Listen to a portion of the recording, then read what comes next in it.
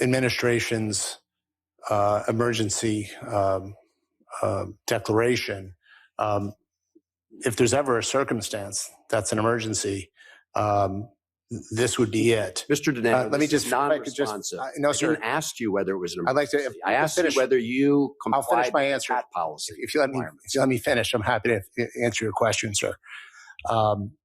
That being said, I sat before the committee during my confirmation process and committed to working with the committee to follow the law.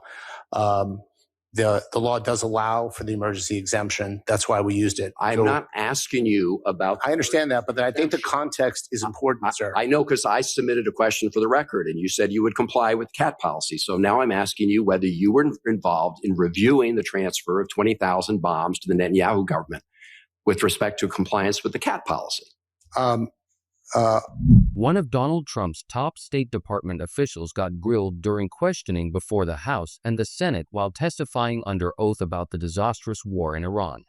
The official testifying is named Thomas Dinano, and he holds the title of Undersecretary of State for Arms Control and International Security. He's the guy who handles our international arms deals, whether with Israel, other countries in the Middle East, NATO, or elsewhere. He's also the one responsible for nuclear arms control treaties, like New START, which expired this past February. This guy got grilled under questioning and didn't handle it well when asked some pretty basic questions under oath. For example, first in the House, Congressman Castro questioned this guy Dinano about whether Israel has been hiding nuclear weapons.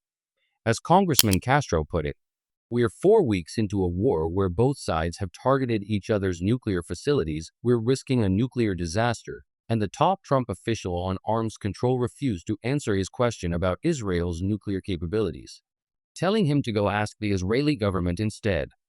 Watch this great questioning from Democratic Congressman Castro. Let's play it. Capability in terms of weapons. I can't comment on that specific question. I'd have to refer you to the Israelis on that. Does Israel have nuclear weapons? I'm not prepared to comment on that. You're not prepared to comment on it? It's a very basic question. We are with an ally conducting a war against Iran. This war continues to escalate. Tell us something as Congress, as the oversight body, what is Israel's nuclear capability in terms of weapons? I can't comment on that specific question. I'd have to refer you to the Israelis on that. Does that mean you don't know? I can't comment on that, sir. You're the main person in charge of knowing this and understanding it. Will you not give us an answer? I don't understand why this issue is so taboo when it's a basic question and we're in a war alongside Israel against Iran. We're dealing with the potential for nuclear fallout, and you won't answer this basic question. Well, again, it would be outside of my purview as the Arms Control and Non-Proliferation Undersecretary to discuss that specific question. Sir, that is a dereliction of duty. Next, I want to show you Democratic Congressman Keating's questioning. He grills Dinano about the Trump administration's support for Putin and whether they consider Putin a war criminal. Spoiler, Dinano basically refuses to answer and is all over the place with his response. The congressman asks, "Why would you be cutting support for Ukraine right now while boosting support for Russia? What are you doing?" Watch as Dinano exposes himself and this entire Trump administration as Putin's puppets. Watch him get crushed under questioning. Let's play this clip. Cutting the support we have for the general prosecutor in Ukraine that's prosecuting war crimes. Is Vladimir Putin a war criminal, sir? Sir, again, that's well outside of my purview as the T Undersecretary. Well, no. How about as an American? As an American person and a citizen. Yes, sir. And someone cares. Is Vladimir Putin a war criminal? I understand that. I'm both. No, yes or no? No, sir. I'm not going to answer yes or no. No, sir. I'm not going to answer yes or no. That's quite an answer. Yes, that's right. Yes. Oh, yes. No, it's yes or no or yes. You can't even ask a simple question like that. We have to know because we have cut under your agency, sir. You're cutting support for the prosecutor general. And you know what that support has been doing? Yeah. It's been preserving evidence and training so these war crimes, including sexual assault of young girls in front of their parents and grandparents by Russian soldiers, which is tens of thousands of young people being taken from their families, maybe never to come back and put in Russian families. Definite war crimes. We are supporting that, and you're cutting that support in the guise of reorganizing for the prosecutor to preserve the evidence and to move forward on these war crimes, these horrific, heinous war crimes that Russia is committing. So what I want to ask you, sir, this is under your purview. No, sir, You should it's be not. doing more. No, sir, it's not. Yes, it is, No, by sir, the way. It's not. You do not Funding understand the what prosecutor No, general's sir. office is, by the way, I know everything's new to you. No, it's not actually new to me, right? You have funds to help train and move forward with the prosecution and help the prosecutor general in Ukraine. If there is a specific program that you feel or that you know that Funded a legal advisor in the office. I don't know about any Well, specific. then you should know about it. With all due respect, I've got 8 seconds. Do your homework. Come back here. Representative Let's Barr deal is with recognized. this. Shifting gears now from the House to the Senate, let me show you Democratic Senator Van Hollen questioning Under Secretary of State Denano. Watch Denano squirm, as one reporter put it, in response to questions about his role in transferring U.S. bombs to the Netanyahu government. Let's play this clip.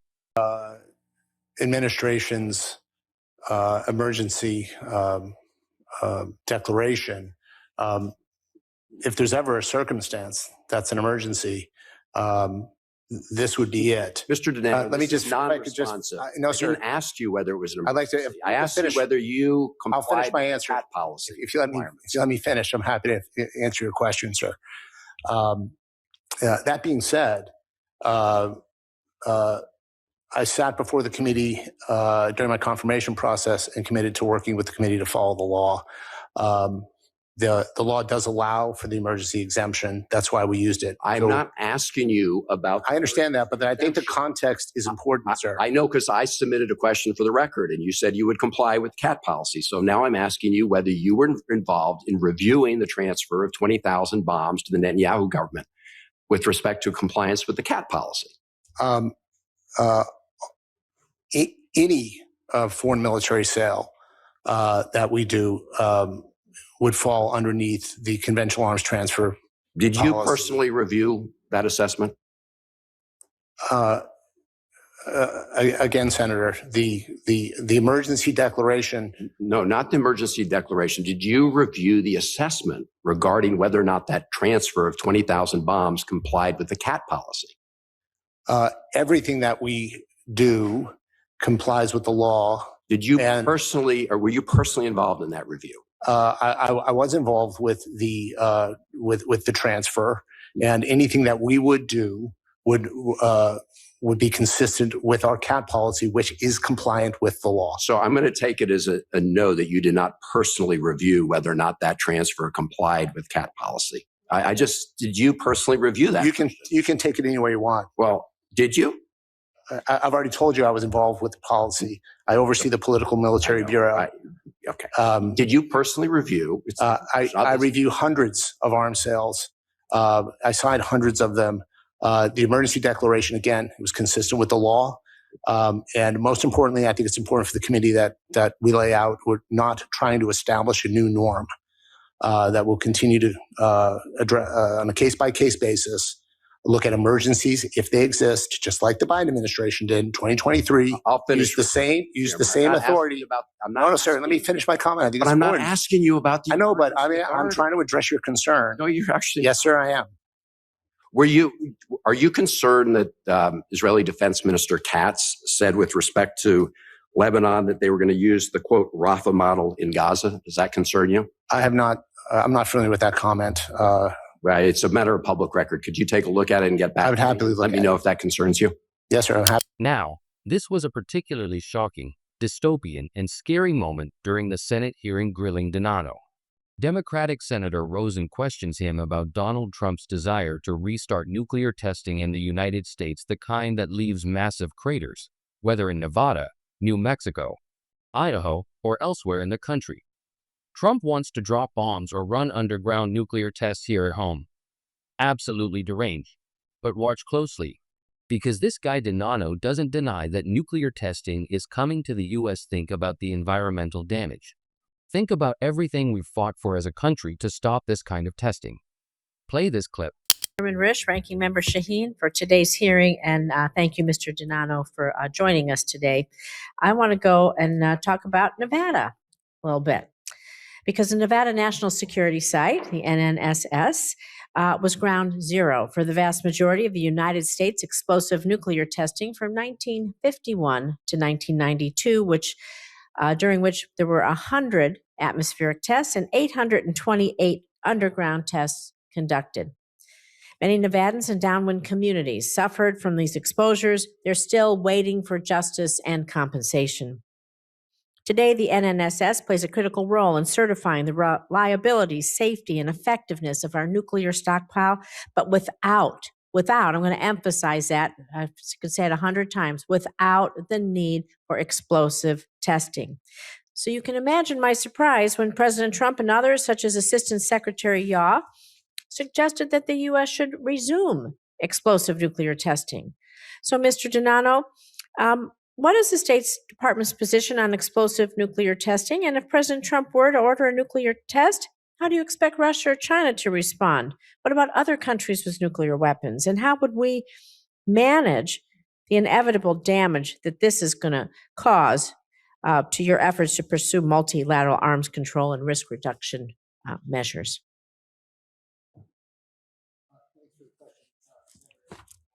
Sorry. Thank you, Senator. Let me start by saying the president has laid out a view that I elaborated on and Assistant Secretary Yaw elaborated upon, where the president instructed the War Department and the Energy Department to test on an equal basis to that with our adversaries. The backdrop of that is important to understand, that both the Russians and the Chinese are testing at yield. And I can tell you that in our U1A tunnel and the radiographic things that we have there and the new kinds of technology we have adequately, without explosive testing, ensured the capabilities of our nuclear stockpile. Thank you, Senator. Look, a couple points to make. Number one, we're still assessing. We've made no decision specifically on how or what any testing program would look like. So that's pre-decisional. If the administration comes to that decision, I'm sure would happy to come back and talk to you. You better come back and talk to me, because the people of Nevada and the people of Utah and the people all around, do you think what happens in Nevada with an explosive test stays in Nevada? Yes, ma'am. Because it sure doesn't. I think you're referring to any potential atmospheric testing. I'm just telling you, they cratered the ground in Nevada, and let me tell you, there's groundwater. It doesn't go away. Let me answer your concern if I could. I have not been in any discussions that have where open atmospheric testing has been under consideration. The testing, any testing, is under consideration. Again, it is currently pre-decisional, but the president has laid out, and I think it's important to understand that the United States. Well, it's important to understand that he better come talk to us in Nevada if he's planning to do that. Yes, ma'am. Because the people of Nevada have a stake in that. The people of Utah have a stake in that. And I will look, everybody, Idaho, right above us, Texas, the wind, everything goes around this country. Trust me. I understand that, ma'am, and I appreciate your concern. I'll move on to something else. Well, hold on. I want to address that. I think it's important. You're talking about the wind. That there is no discussion that I've been a part of that any atmospheric testing would take place. Again, the Chinese and Russian programs are underground. They are at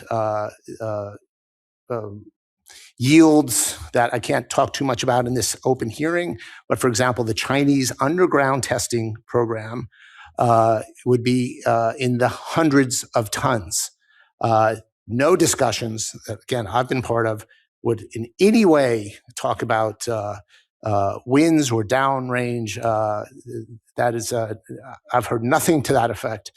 Well, you would understand my of course I would. my concern Yes, ma'am. about the need for a visual Of besides a course. ground cratering in. And we have made millions of billions of dollars of investments in radiographic and other technology using math, using physics, using science to be sure that we ensure the integrity of our nuclear arsenal. We have been very specific in that. And I'm glad to take you down there if you haven't been to see what they're doing and how they're doing it before you enter into more of these discussions. Yes, ma'am. I'd happily go there. I know what they do there. And again, I think it's extremely important to understand that the Russian and Chinese systems, the Russians and Chinese are testing at yield. That creates an intolerable disadvantage for the United States by not testing. And again, I've heard no discussion of any sort of atmospheric testing whatsoever. Well, I tend to disagree with you, but I yield. Thank you. And one thing hanging over this hearing that I think matters, and I've reported on it here, though it's not getting enough attention, is the expiration of what's called New START, the Nuclear Arms Reduction Treaty. This was a two-way nuclear arms control deal between the U.S. and Russia, signed back in 2010 under, guess who, former President Obama. It took full effect in 2011, limiting each side to 1,550 deployed nuclear warheads, 700 deployed long-range missiles, submarine-launched missiles, and heavy bombers, along with ways to verify it, like sharing data and doing on-site inspections. The treaty was built to last 10 years, with one possible 5-year extension. That extension was used, but this past February 5, 2026, it finally expired, and Donald Trump announced he'd start more nuclear testing and restart a nuclear arms race. That's the backdrop here. And this guy Denano is the one carrying out Trump's policy. Next up is Senator Shaheen. She questions Denano on whether we're actually delivering the weapons we promised our European allies. Are they actually getting them? And you'll see Denano dodges the question, saying something like, "This is why we're so agile under the Trump administration. The State Department can move fast."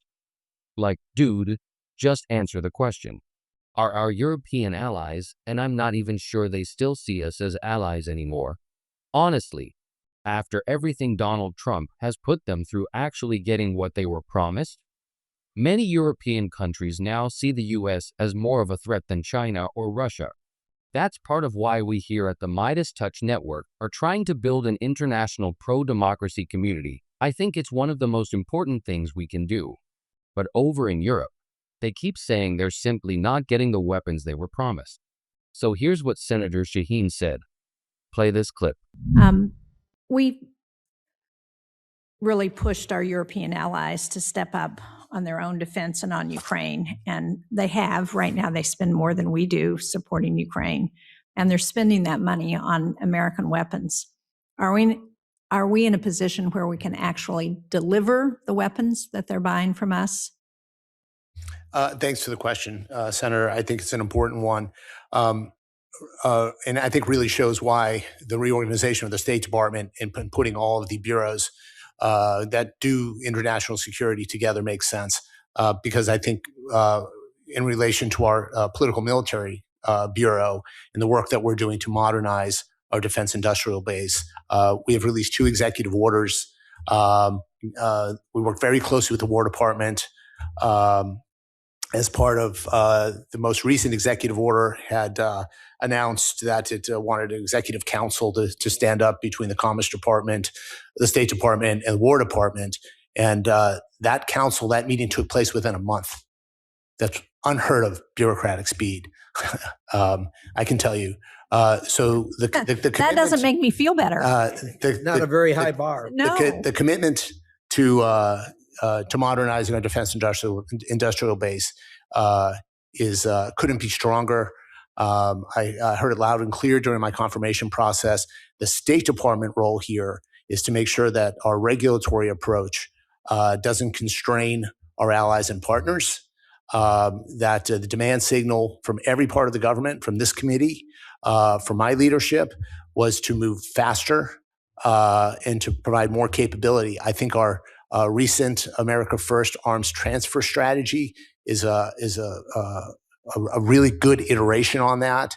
That for our partners and allies around the world, it might not always require our most exquisite platform, might not require an F-35, might not require a Patriot system, but there are other systems that are certainly good enough, that complement existing U.S. posture in the region, and that can send a demand signal to industry to stand up other capabilities. So again, the State Department piece of this is to open up the aperture, take on a little more risk, and move faster. That really is dwarfed by the reforms they're making in the War Department. And Undersecretary Duffy and his team are making drastic reforms. We work very closely with them. I'm on a call with them weekly, driving change, driving integration. So it is a priority for us. And again, I think it's not going to happen overnight. And it's not going to be easy or painless. I think we need to work together, the administration and the Congress, there may be some legislative relief we may need along the way here, but it's absolute national security imperative, not only for the security of the United States, but as well as our partners and allies. And I think this is what you're seeing play out. And here's, I believe, Republican Senator McCormick grilling Denano on Russian space weapons and what we're doing to counter them. Let's play this clip.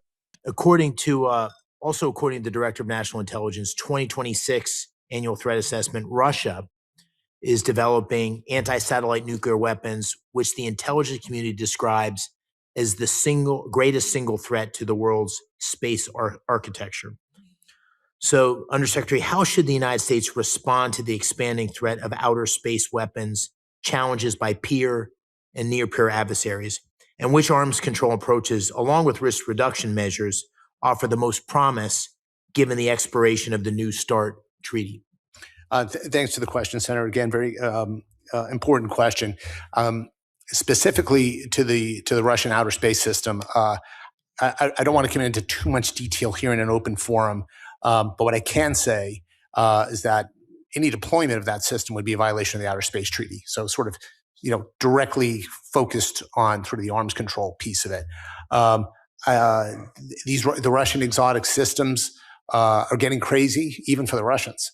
So I think this, the president's approach, again, in the ranking member's earlier question about other bilateral as well as other multilateral ways to get at the problem, the answer is yes. That's obviously a system that diplomatically we would aggressively pressure the Russians, and I'm sure it'll come up in our P5 engagement, which is imminent.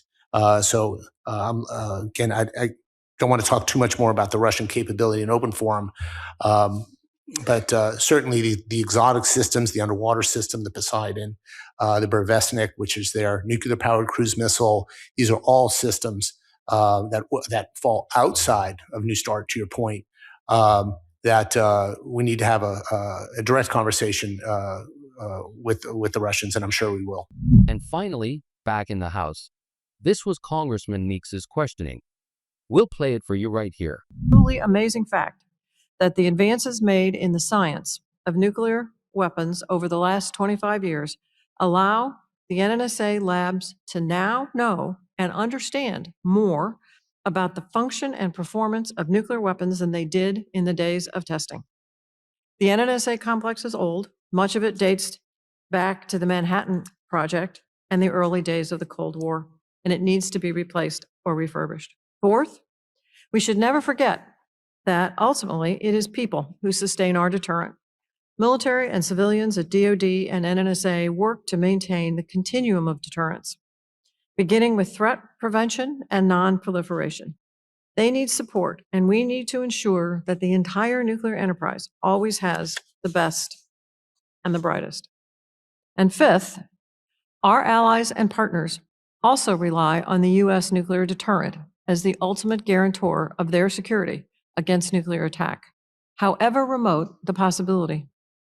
As much as they want the U.S. deterrent to be safe, secure, and reliable, they do not want a new arms race and a return to the days of mutual assured destruction. As of September 2017, the U.S. has 3,822 warheads in its stockpile, more than enough, with another 2,000 plus warheads awaiting dismantlement. This is down from the mid-60s peak of 31,255 warheads. We surely don't want a return to those days and increase the risk of nuclear war rather than reduce it. In conclusion, in my prepared testimony, I referenced a 2010 op-ed by former National Security Advisor Brent Scowcroft and Jake Garn, a former Republican senator from Utah, supporting New START. In that piece, they cautioned against seeking a silver bullet that solves all problems. New START was under consideration at the time that they wrote the op-ed and was being criticized for not covering the full range of nuclear weapons and delivery systems. In many respects, that is what the Trump administration is doing again with respect to extending New START, criticizing it for what it isn't and was never intended to be, a silver bullet treaty. The treaty should be extended and time provided to take the next step towards stability.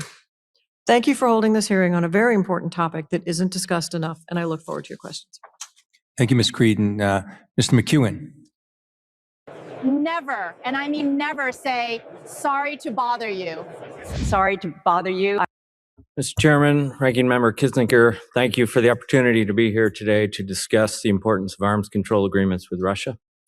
I agree with much of what was said, if not all of it, by my two colleagues. I'll try very hard not to duplicate what they said.